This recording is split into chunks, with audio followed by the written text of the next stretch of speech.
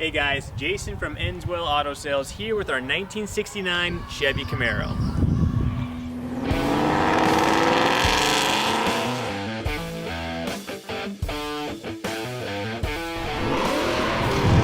Alright, so here we have a beautiful example of a numbers matching 1969 Camaro. I've got to say, when you take a look at the front end of one of these things, it means business. I've always loved the first generation Camaros, and they're really hard to find, especially when you're talking about a convertible.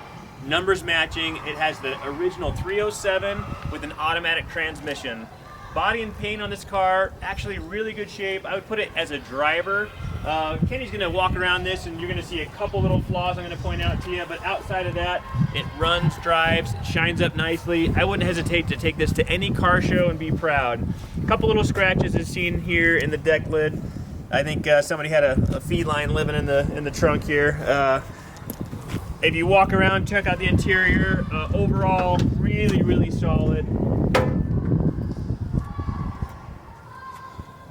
Looks really sharp. No holes, no damage really to speak of. Top looks like it is newer. It functions well. Tires are in great shape. You can hop in this thing, drive it anywhere.